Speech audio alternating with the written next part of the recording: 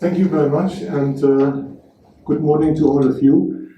There's one thing which I had almost forgotten in my long years of absence from Namibia, and this is this wonderful all protocol observed. But nevertheless, I'm very happy to see two people who, in a way, represent the institutions I was working with.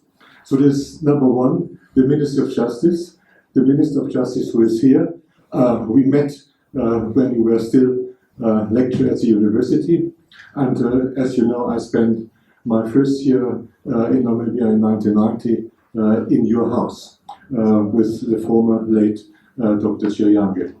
And the second person is my friend and former boss as Vice Chancellor of the University, Professor Kachavivi. I'm very happy that you both were able to come.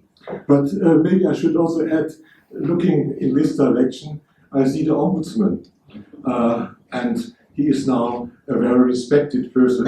But when we met first, I think he was regional councillor in the Kavango. It was still one Kavango region, not Kavango East. And then he later was my student at the university. Sorry for, and of course to have Dr. John Nakuta, sorry, also one of the former colleagues. Now let me thank to the Konrad Adenauer Foundation, the representative Mrs. Rissman and Dennis Zaire, who organized this meeting and who were very much instrumental to get this publication done. And I like also to thank all who have accepted the participation in this launch, and of course all of you who have accepted the invitation to come to this session today. Now the book before you is in a very particular sense linked to my academic life. In actual fact, the roots go back almost 50 years, and it was in 1975 when we at the University of Bremen started what later became known as the Namibia project of this university. Now, the University of Bremen, a new university in Germany, was a very open university, politically open, socially open, and we understood that there was a particular part of the Bremen history that linked Bremen to this country. Colonialism actually of Namibia, or Southwest Africa, as it used to be called at the time, started with a Bremen merchant who moved to this country, obtained some land, and so on. I'm not going into the details of this story, but nevertheless, we thought it was important that we do not forget this part of history, and that we did something to change the situation, namely to support, where possible, the move of this early German colony to become independence. And we started this project in cooperation with the United Nations Institute for Namibia in Lusaka. And the first exercises we did were not in law, it was in education. It was the wish of our partners from UNIN and from SWAPO to start efforts to create school materials for the Namibians in exile. And this is what we did. Law only came later. And when we moved to law, it was also in cooperation with the late advocate Anton Lubowski, with whom we worked for quite some time. Now, independence led me and also my wife to Namibia. She was working with the Ministry of Education then under Nahasangula. And I, as I said, spent first 1 year at the Ministry of Justice, and later moved to your office, the office that the task was to transform the Academy for Tertiary Education into what is now UNAM. I was part of the team to establish the law faculty, and it was in this context I got in good contact with Professor Walter Kamba, the first dean of the Faculty of Law. And this is also the reason why Walter Kamba is one of the persons to whom this book is dedicated. Now, the book is certainly strongly inspired by my experience working in Namibia, working with the Ministry of Justice, working with the University of Namibia. My teaching, it was quite a challenge at the time, because I did come from outside and I had to learn a lot about what the legal tradition of this country was. I tried my best, together with Walter Kamba, to establish the Faculty of Law, which is now the School of Law. Now, and also my societal engagement was important. So, for instance, I worked with the then Women in Law Committee, this committee which was the moving element to the Married Persons Equality Act.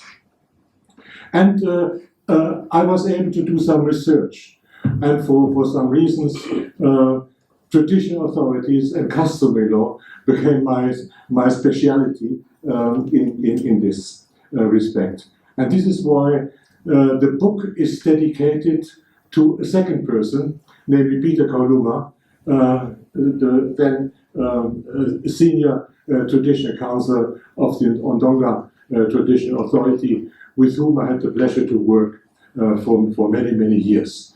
So we also edited the Oveta Totilaosh Ondonga in the second edition, and translated it into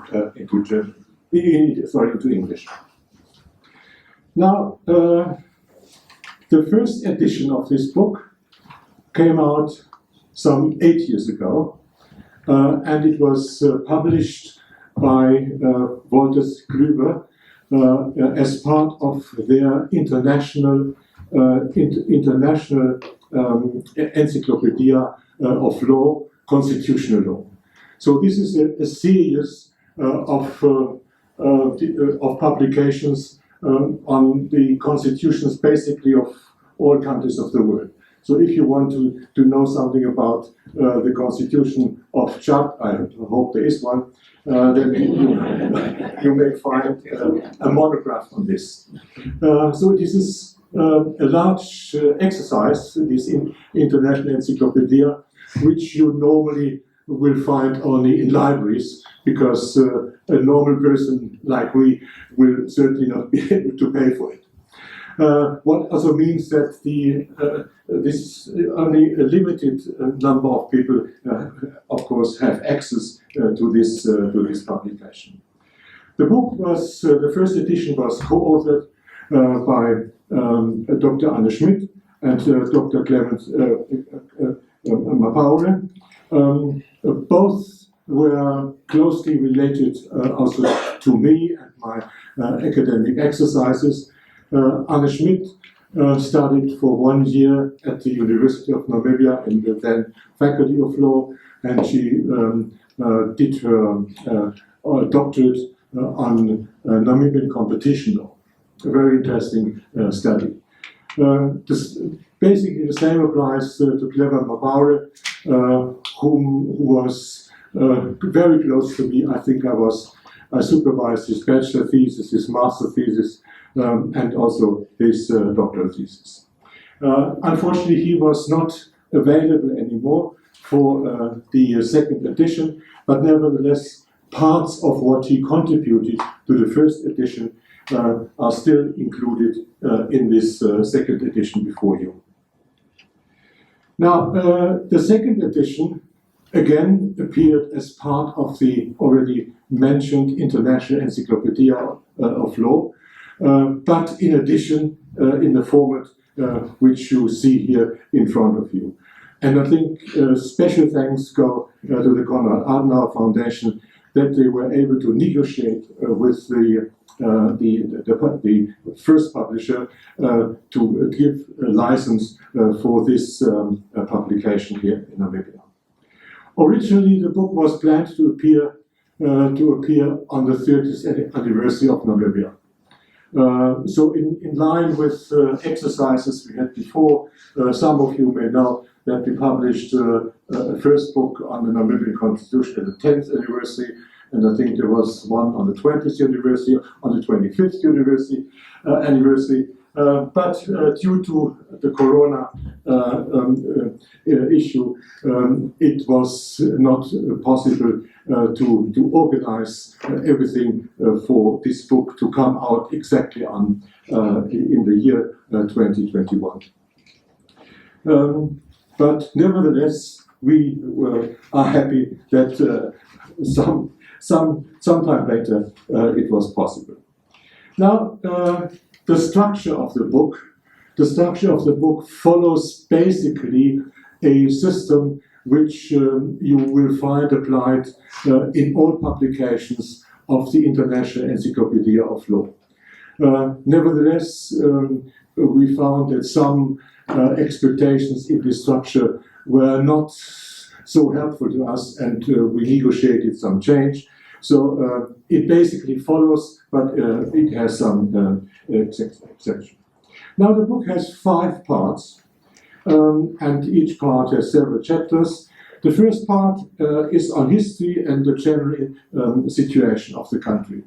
And Dennis, you have already mentioned this, and in actual fact, we decided, or I decided, because I'm the main author of this first chapter, I decided to make it quite big, and there was one particular reason that goes back to one of my last lectures I was giving at the University of Namibia. I was talking to my students about the resolutions you have mentioned, 435. I was talking to them about the decree number 1. I don't know whether you all understand what I mean when I say decree number 1. In these early days, I think everybody somehow linked to Namibia would immediately have understood what decree number 1 was about. Decree number 1 was a decree by the United Nations to protect the natural resources of this country. And there was a movement to involve as many states as possible to follow the rules of this decree, so that natural resources of this country are not spread over the world against the will of the people. Now, when I talk to my students, I think some 13 or 14 years ago, they were all looking at me with big eyes, not really understanding what this guy was talking about. So then I started counting and said, okay, when these guys were born, there was maybe 1 year, 2 years after independence, and their knowledge about the things that happened before was just second-hand knowledge. So, and this was one of the reasons why we decided to extend this chapter in the way as it is done, because I think it is important that this history that was there and which led to independence should not be forgotten. The Constitution did not fall from heaven. Independence did not fall from heaven. There were movements before, and I think these movements have still their importance today. So this is the first part. The second part is on the sources of law, sources of statutory law, customary law, common law in general terms, jurisprudence by the courts and the like. Part 3 deals with forms of government. What is the power of the president? What is the power of cabinet? What is the National Assembly? What is the National Council? What is the Council of Traditional Leaders? And so on. This is part of this part, is part of this part 3 on government. Part 4, the state of Namibia and subdivisions.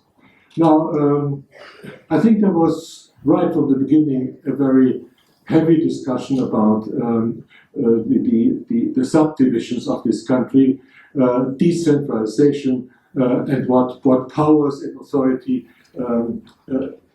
entities should have outside the central government, which is basically located in Windhoek. So this is being dealt with in this part, including again the role and situation of traditional authorities. This chapter also goes into, this part goes also in the Traditional Authorities Act and the Community Courts Act and the like. The part 5 then is on fundamental rights and state policy principles. You know that the Constitution distinguishes with fundamental rights proper, so to say, and state policy expectations which are not necessarily enforceable by court. So this is I think a very large part where we looked at all the various articles of the Constitution and also tried to inform the reader about decisions by the High Court or Supreme Court or by any court of the country. Now, the subtitle of this book is A Comprehensive Guide. And the purpose of the book is to guide into the complex text of the Constitution. But the Constitution itself guides, or is expected to guide the society and to guide its organs. But it is also guided by the society and its organs. And insofar, the book must be seen as a legal, sociological exercise which places constitutionally guided matters into a societal context. So it is a legal book, but it is maybe not like many legal books you may see or you may have, strictly limiting the information contained to legal matters, but it goes out to political issues and political considerations. Now, there is a special thing which I think you as readers or possible readers of the book must take into consideration. The book, and I said, it origins from it belongs to this International Encyclopaedia of Law, meaning it is directed to an international audience. And an international audience will certainly have a different perspective when looking at the Constitution of Namibia. The international audience looks from outside at the Constitution and what's happening in respect with the Constitution. While you, as Namibians, you look from inside. You have a different perspective, and we try to accommodate these two different perspectives into the book. And I think you will find also somewhere in the introductory remarks or in the preface some references to this. So you will find things explained which you may say, why was it necessary to say this? This is known. There is no reason to have this set in a book for Namibians and in Namibia. But you must understand that people outside will not necessarily understand what you understand as Namibian citizens. To explore as many sources as possible related to law and to politics. As widely as possible, but I'm sure that there's still material which we did not consider and should have considered. We try to end the references to the material as they appeared by the end of 2021. So, and you will see the bibliography is a large part of the book, and you will also see that the references to cases decided by Namibian courts is a very long one. Now, we have not considered, or we could not consider, the obviously recently published book by Sakya Kwenda, Constitutional Law of Namibia. I must say I only learned after arriving here that this book was published, and I tried to collect some information, but there was no time for me to read this book. And it was certainly a challenging exercise to compare the two books and, so to say, have a dialogue kind of between the different ways the authors look at the Constitution and its implementation.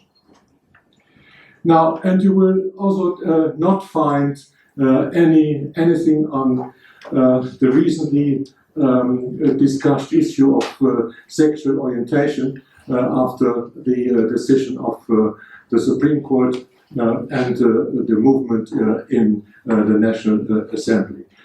These things happened after the book was completed, and if there is another third edition, this will certainly then be part of it. Now,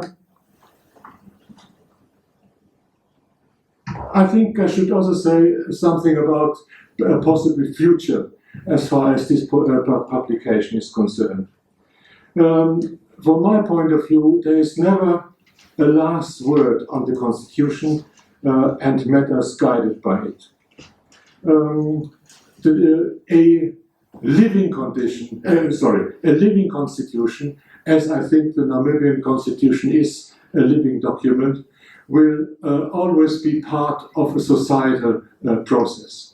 And there will always be new developments. And in actual fact, I would hope that it would be possible to have sooner or later a team of Namibian lawyers or Namibian academics that would take over, so to say, extending this publication into a next edition, maybe in the form of a loose leaf edition. You may know that, for instance, in South Africa, there exist certain loose leaf editions on constitutional law and the Constitution. It's very helpful because there is then no need that you always buy new books. You get just some 10, 15 pages which you insert into your files, and then you are up to date. So I think this should be considered also for a future development of this exercise. Now I will conclude. Now we are more than 30 years after the independence of Namibia. The Constitution has only been changed or amended 3 times, and the first and second amendment was basically only formal. It was only the third amendment that had some more substantial issues, but the body as such, I think, has remained as it was enacted some 33 years ago. And I think this is proof that that the Namibian Constitution is a document that met the needs and expectations of the people. Of course, you had and you will still have discussions about things, as you have the discussion now about this sexual orientation. And this is good so. It is good to have a discussion. We should not just wait for government to decide.